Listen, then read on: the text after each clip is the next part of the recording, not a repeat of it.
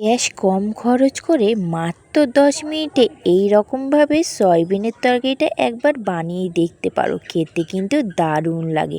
তার উপরে কোনো ঝামেলা ছাড়াই এই সয়াবিনের তরকারিটা খুব সহজে তৈরি হয়ে যায়।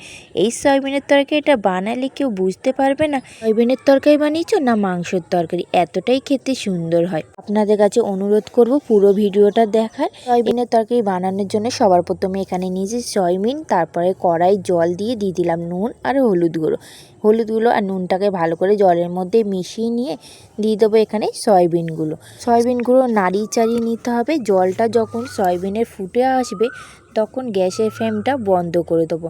এদিকে জলটা ফুটে গেছে, গ্যাসের ফ্লেমটা বন্ধ করে দিলাম। এইখানে আমি 2 মিনিটের জন্য রেস্টে রেখে দেবো। এদিকে সয়াবিনগুলো দেখুন খুব ভালোভাবে ফুলে গেছে।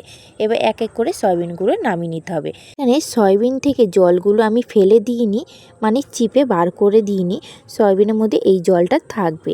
এই সয়াবিনের মধ্যে দিয়ে দিলাম আমি এখানে একটা ছোট সাইজে পেঁয়াজ কুচি, একটা বড় সাইজের টমেটো, 3টে কাঁচা লঙ্কা, 1 চামচ আদা, 1 চামচ রসুন পেস্ট, দিয়ে দিলাম স্বাদ অনুসারে নুন, 1 চামচ হলুদ গুঁড়ো, 1 চামচ লঙ্কার গুঁড়ো, 1 চামচ জিরে গুঁড়ো, 1 চামচ ধনে গুঁড়ো আর তার সাথে কাশ্মীরি লঙ্কা হাফ চামচ দিয়ে দিলাম। এখানে আমি অল্প জল, হাফ বাটি মতন দই ফাটিয়ে রেখেছিলাম সেটাই দিয়ে দিলাম 3 চামচ মতন সর্ষের তেল।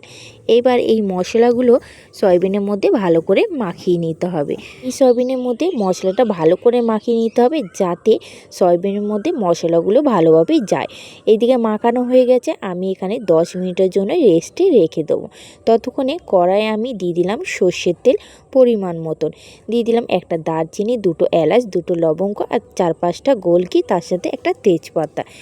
ভালো করে একটু ভাজা হয়ে গেলে দিয়ে দিলাম হাফ চামচ মতন গোটা জিরে, দিয়ে দিলাম এখানে একটা মিডিয়াম সাইজে পেঁয়াজ কুচি। পেঁয়াজটাকে লাল করে ভেজে নিতে হবে, অতিরিক্ত পোড়ালে চলবে না, তাহলে তেতো তেতো লাগবে। এদিকে পেঁয়াজটা ভাজা হয়ে গেছে, এবারে দিয়ে দিলাম যে সয়াবিনটা ম্যারিনেট করে রেখেছিলাম সেটা পেঁয়াজের মধ্যে ভালো করে মিশিয়ে নিতে হবে। এখানে মেশানো হয়ে গেছে, 10 মিনিটের জন্য মিডিয়াম আঁচ করে ঢেকে দেবো। 10 মিনিট পর আবারও আমি খুলেছি, তরকারিটা কিন্তু আমার হয়ে গেছে, আপনাদেরও দেখাচ্ছি। এই দেখুন তরকারি দিয়ে কিন্তু অনেকটাই তেলটা ছেড়ে দিয়েছে। একটুখানি 1 মিনিটের মতন নাড়িয়ে চাড়িয়ে আমি এই সয়াবিনের তরকারিটা নামিয়ে নেবো। আপনারা দেখলে এই সয়াবিনের তরকারিটা কত সহজভাবে তৈরি হয়ে গেল, মাত্র 10 মিনিট। আপনারাও এইভাবে গ্যাস কম খরচ করে এই সয়াবিনের তরকারিটা বানিয়ে নিতে পারবেন। খেতে কিন্তু দারুণ হয়েছিল, রুটি পরোটা ভাত সবার সাথে খেতে কিন্তু দারুণ লাগে। ভিডিওটা যদি আপনার ভালো লেগে থাকে অবশ্যই লাইক কমেন্ট করে যাবেন। যারা নতুন দেখছেন চ্যানেলটাকে সাবস্ক্রাইব করে